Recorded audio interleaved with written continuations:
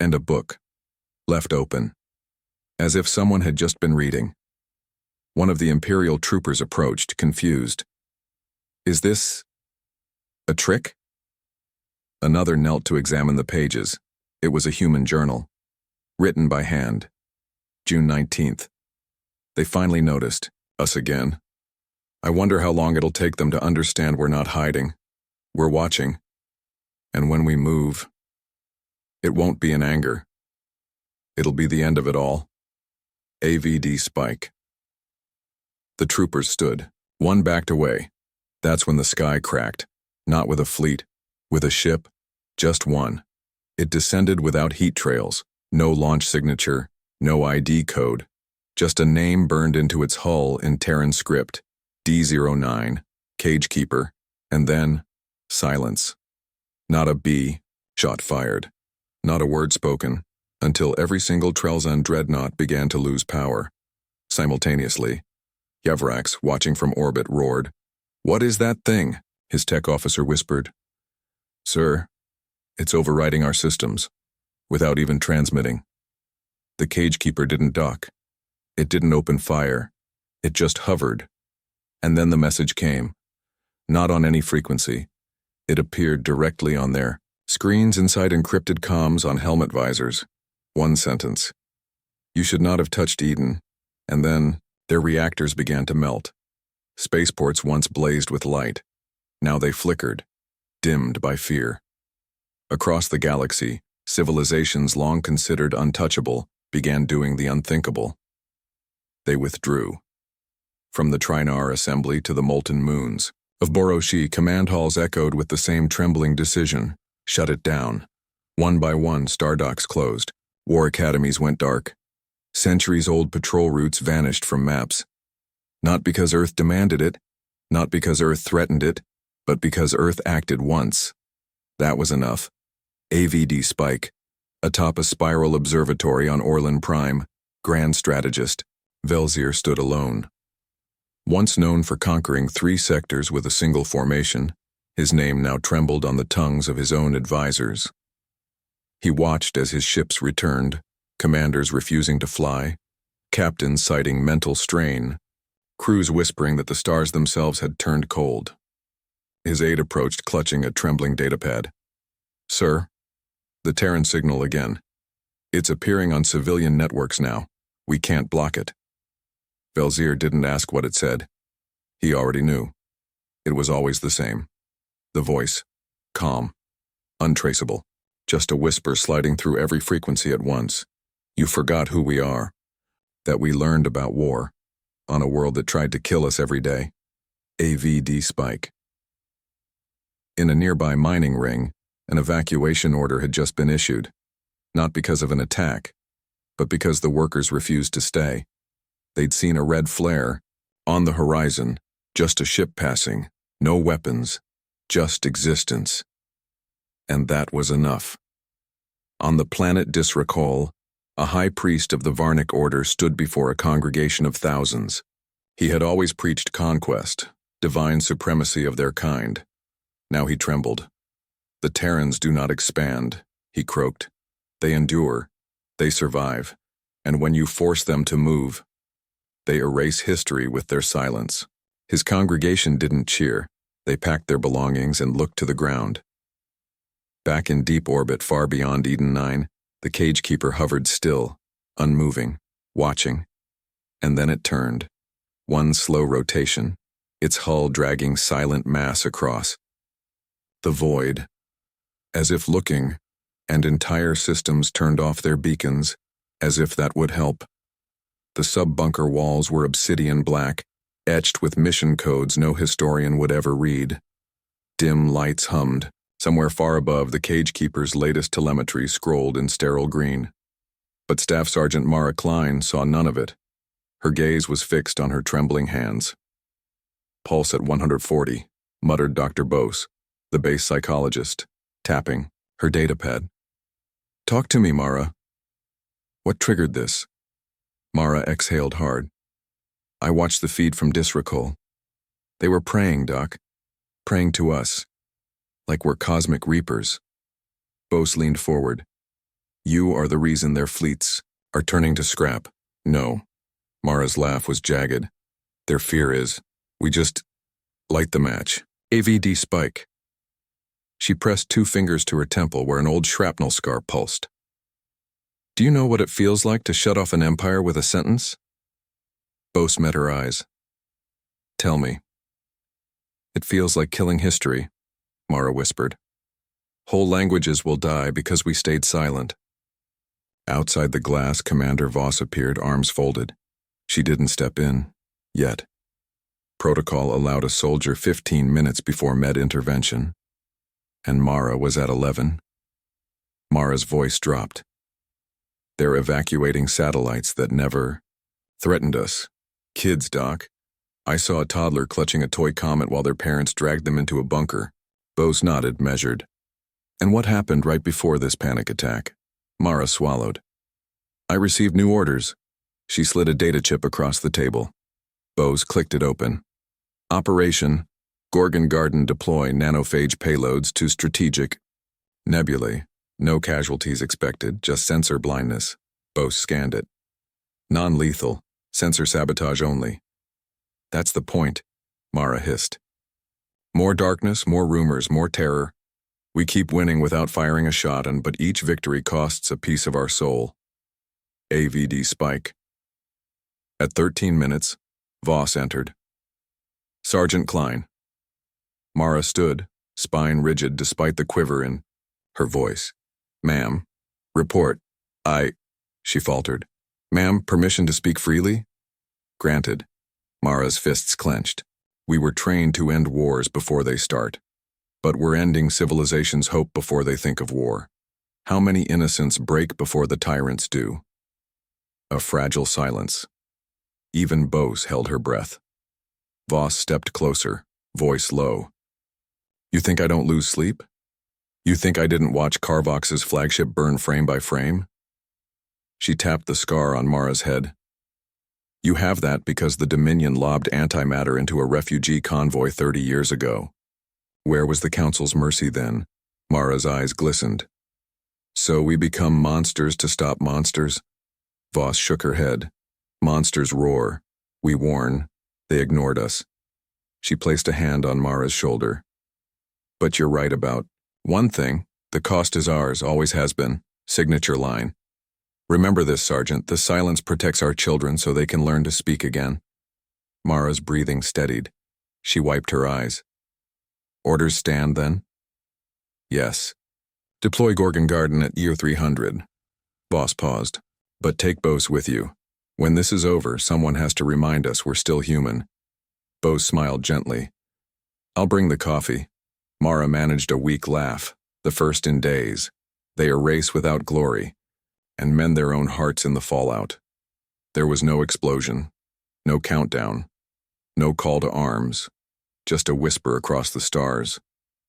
It didn't arrive on public channels, no encryption, no code, just appeared, as if it had always been there. A voice. Calm. Male. Unhurried. A voice that had seen war and chose not to raise it. To those still listening, we were born in a world that tried to kill us. Every single day. Firestorms. Ice ages. Predators with more teeth than logic. And we didn't just survive, we learned. That silence is not a weakness. It's the weight of patience, of warning. AVD spike. Across the galactic web, systems froze. Starports paused launches. Entire empires issued listen-only orders. Because this wasn't a threat. It was a eulogy. You thought we were primitives, that our violence was chaos. But we studied war, memorized extinction. We watched the universe laugh at us and we didn't shout back. We waited. Somewhere in deep orbit, the cagekeeper rotated, its hull now reflecting the cold light of 1,000 abandoned sensors. In the Dominion ruins, scavenger crews packed up and left, mid-operation. On Disrakol, temples were repurposed to study Earth's history, not worship gods. And on Eden 9, where the birds still sing in windless air, the journal now sat inside a museum that none dared vandalize. Because now, the galaxy is remembered. Inside Earth's black vault, Commander Voss stood before a silent room. She clicked off the transmission. It was never meant to air, never meant to leak. Reese entered. "Ma'am, the Council is requesting peace talks." Again. Voss didn't look up. "Let them wait." "Indefinitely?" She smiled. "Let's see how they like the sound of their own silence." In orbit above a Terran moon, a boy named Theo stood with his father outside a small observatory dome. "Dad," he said, pointing at a faraway star blinking out. "Why do some lights disappear?" His father paused, choosing the words. "Sometimes," he said, "a light disappears not because it died, but because it finally looked back. They called us Deathworlders, and now they only whisper it, because on the day we let loose, the galaxy learned silence, could roar." A single man, moving like gravity, owed him something, bodies falling around him like loose data. Counselor Jarn whispered, "That was one operative?" "Red Mark Unit," Vulik said. "Unofficial, unregistered, off-record." He flicked. Through grainy images, Earth satellite captures, intercepted fragments, blurred footage. One word echoed beneath every clip. "Spectre." The chamber was still. Someone coughed, and then, in a whisper of dread, Counselor Velen of the Silurith asked, "What happens when Earth does decide to speak?" Nobody answered, because Earth hadn't said anything. No declaration, no retaliation. No claim to Carvox's fleet, just absence. Vulik leaned forward. "We've made a mistake," Threk sneered. "They are primitives. They lack scale. They lack ego," Vulik cut in. "They don't posture, Threx. They prepare. While we watched them from orbit, they built colonies underground. While we studied their radiation levels, they bred warriors in silence." AVD Spike. He pointed to a still frame. Eli Vance, standing amidst wreckage, helmet cracked, eyes staring straight into the drone camera. That stare made even Threx fall quiet. "They are not playing the same game as us," Vulik said. Jarn rubbed her temples. "We need to send envoys. Sue for understanding." "No," Vulik said. Everyone turned. "Do you really think Earth would entertain envoys after being watched, mocked, and circled like prey?" A long silence. Then Jarn asked the question no one wanted to say aloud. "What does Earth want?" And Vulik, for once, had no answer. Because that was the worst part. They didn't know. And Earth wasn't telling them. Power doesn't need to shout. Sometimes it just waits. And watches you break. The markets of Jarun Delta were always loud, even on a backwater world like this, half-mined, dust-choked and forgotten by most of the galaxy. Commerce never stopped. Until today. Today, it was quiet. Not because the people weren't there, but because they were listening. Above the crowded stalls, a holoscreen flickered, stuck in a loop, footage from a Dominion satellite, a red flare across the void, a burning ship, a human, barefaced, standing in a vacuum. The sound was garbled, but one phrase always came through clear. "You shouldn't have come here." Yarna, a young courier, from the East Rim, turned to her grandfather. "They say it's propaganda," she said, half-whispered. "That's all fake. Earth can't really do this, right?" Her grandfather didn't answer, didn't blink, didn't even look at the screen, because he'd seen that look before. He had scars from the last time Earth was underestimated, a limp from when he tried to leave too late. "You don't understand," he said finally. "You weren't born yet when the Terran uprising scorched the trade moons." Yarna frowned. "But that was a rebellion. Decades ago." He shook his head slowly. "That was Earth telling us they'd had enough, and they did it with 2 ships. She laughed nervously. "But they're not like us. They're not organized. They don't have protocols or code systems or—" "They don't need them," he snapped, finally turning. "AVD Spike." His voice dropped, ragged with memory. "They're not trying to control the galaxy. They're trying to survive it, and when you back a survivor into a corner, they don't just fight. They erase. Across the plaza, others stared at the screen. Whispers rippled like static. Across a hull. They erased a Dominion fleet. They didn't even use ships. No one's heard from the solar systems in days. Yarna swallowed. Why would they do that? And her grandfather, voice barely audible now, replied, because they warned us, and no one listened. He stood. People were watching him now. He raised his voice, trembling. They are Deathworlders. You don't provoke Deathworlders. You don't poke the silent animal behind the bars and laugh. You move away slowly and hope it forgets your face. No one laughed, because that screen still flickers behind him, and the human on it was still staring, still not speaking, still not finished. Another feed just went dark. Lieutenant Reese muttered, tapping at his console. Solar Satellite Relay Alpha 4. That's the 13th this week. Commander Elena Voss didn't look up. She just sipped her black coffee, eyes fixed on the wall of silent screens. Some were live Galactic feeds. Others were encrypted threads, council movements, troop clusters, colony shifts. Not one was labeled. Not one had color, just white, gray, and flickering red.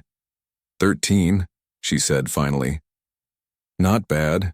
We were aiming for 15 by the end of the month, Reese turned. Ma'am, you do realize the galaxy thinks we just declared war? She raised an eyebrow. Did we? No, ma'am, but she set the mug down. That's the point. AVD spike. In the back of the bunker, somewhere beneath the Rockies, an AI core hummed to life. Old tech, cold logic. Not some flashy, synthetic voice.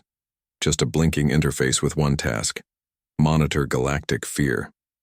Its pulse was spiking now. Systems across 3 sectors were going dark. Not because Earth attacked them, but because they turned off their own signals, trying to hide. They're panicking, Reese muttered. We didn't even mobilize.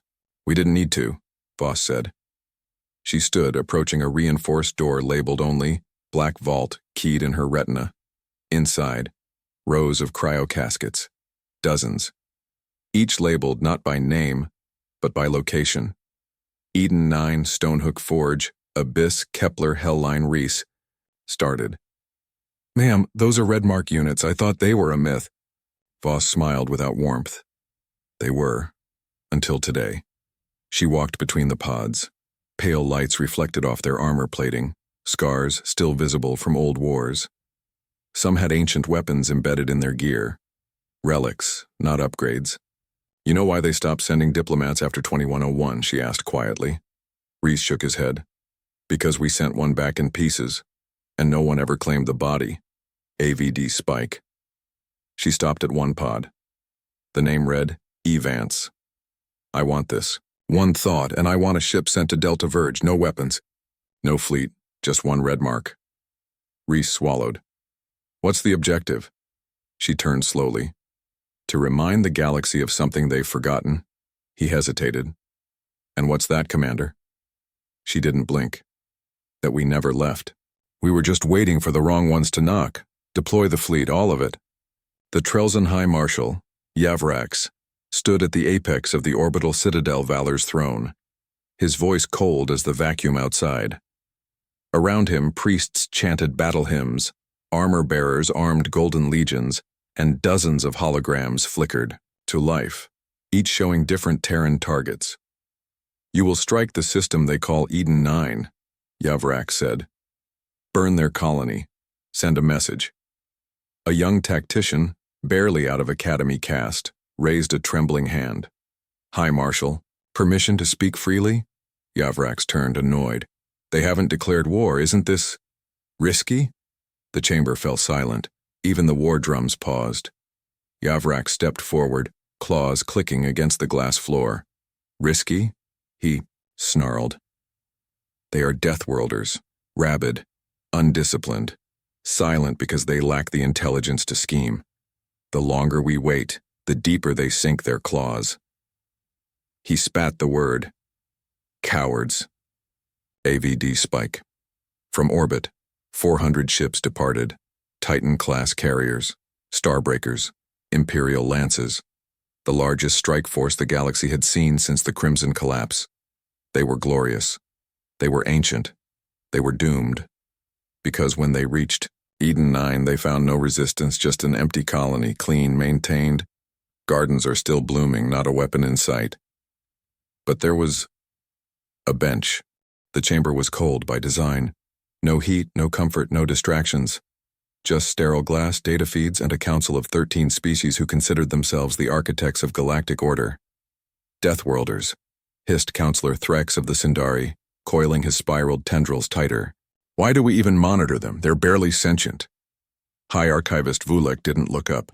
His 4 translucent hands danced over the console. Because they're wrong. Biologically, ethically, statistically. They're an anomaly we cannot model. Mockery danced like static in the room. The council chuckled, a symphony of wheezes, croaks, and purrs. Then the screen blinked. A surveillance drone, one of the Black-class orbitals assigned to monitor Deathworld designation, Terra 3, fed its final footage. It showed a field. Green. Peaceful. Then, a scream. Not of pain, but something worse. Rage unleashed. A human soldier, surrounded.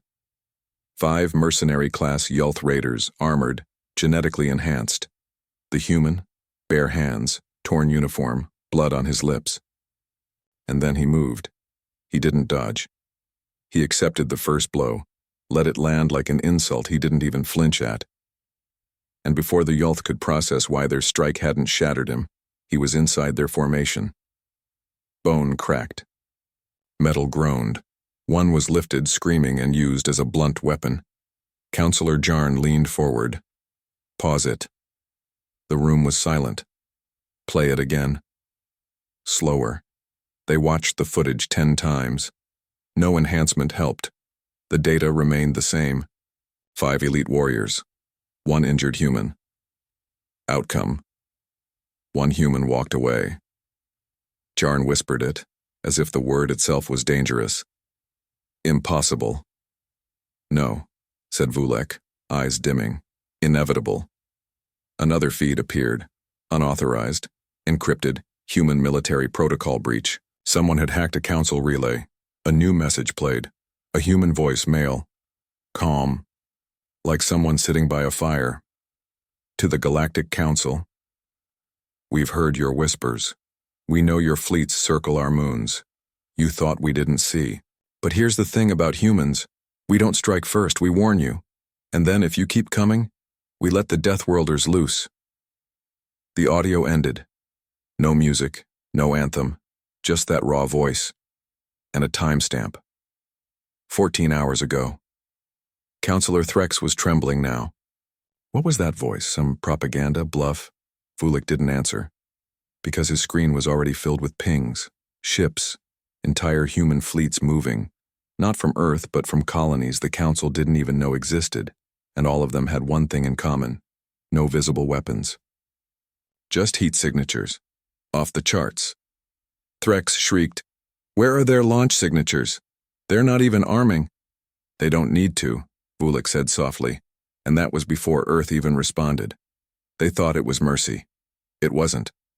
Fleet Commander Carvox of the Sular Dominion stood at the prow of his flagship, the Astrexan Vow, staring at the tactical map with smug certainty. They're uncoordinated, emotionally unstable. Their colonies lack proper shielding, he said, voice oily with confidence. Strike within the next cycle. Wipe their outposts clean before they beg their council for help.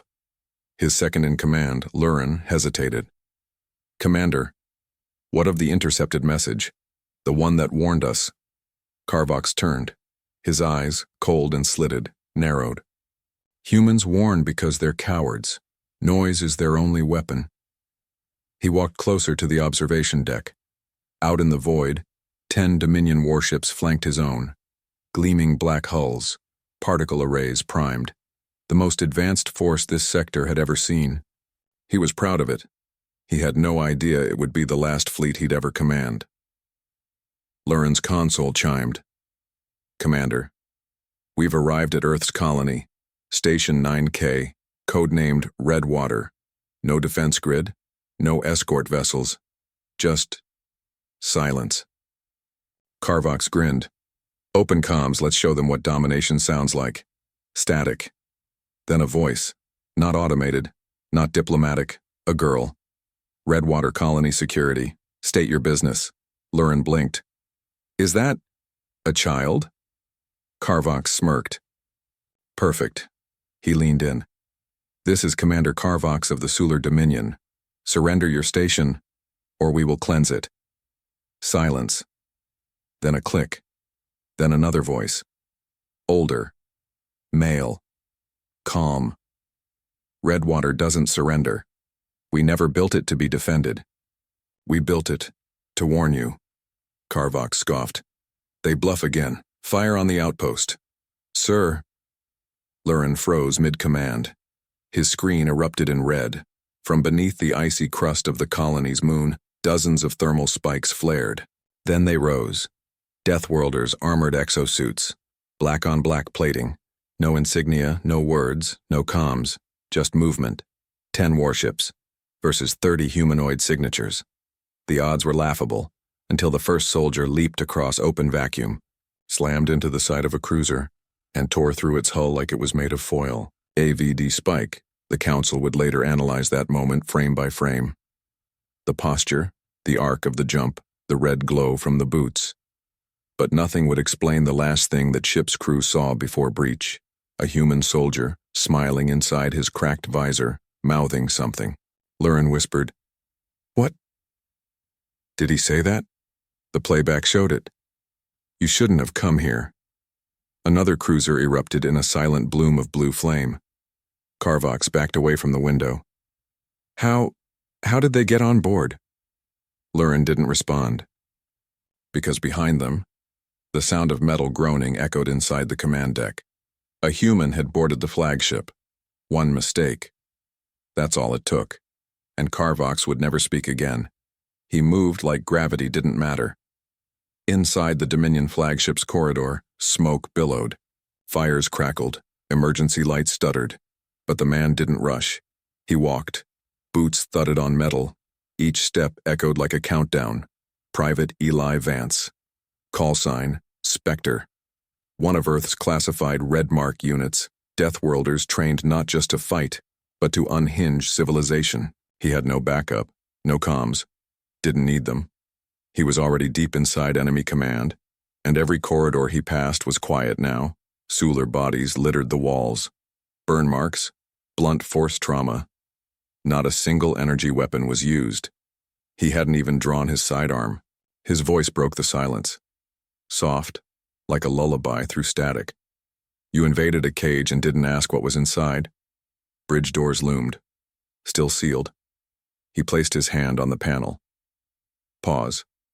Then he whispered, "Knock, knock." The door buckled inward, metal shrieking like a wounded beast.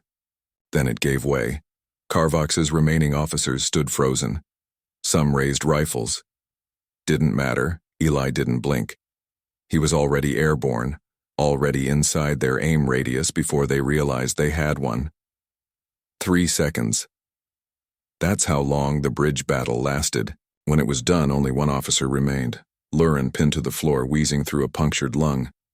Eli knelt beside him. "This isn't retaliation," he said. "This is a memo." Lurin's eyes widened. Earth sent you?" Eli stood. Blood-slick boots left prints on the command console. "No," he said. "Earth didn't even notice you yet." He keyed in the Dominion-wide comms frequency and stared into the primary camera. "To all Sular Dominion fleets, you are trespassing on Deathworld soil. Return home, or keep marching, and find out what loose really means." He stepped off the body, walked back the way he came. Behind him, the flagship's engines began to hum, overriding safeties. Eli didn't stop walking, didn't run, just whispered, "Welcome to the cage." AVD spike. The Astrexan vow lit up behind him in an artificial nova. No survivors, no debris worth salvaging. Across nearby systems, Sular captains scrambled to reroute, terrified. And on Earth? Nothing. No press release, no council response. Not even a mention. Just silence, which made it worse. Because silence from Deathworlders was never peace. It was a promise. He didn't scream. He didn't shout. He just walked in and ended the war before it began. The chamber was no longer cold. It was tense. The same council that once mocked humanity now stared at the silent projection hovering in the center of the room, a star map, bleeding red where Carvox's fleet once patrolled. Gone. Vanished. Not a single distress beacon. Not a single survivor. Impossible, Counselor Threx said again, voice brittle. They must have defected, malfunctioned. This is sabotage, internal treason. Fulik didn't respond. He just played the footage. Black box data. It wasn't Dominion tech. It was human. Leaked, intentionally, into the Council's private military channels.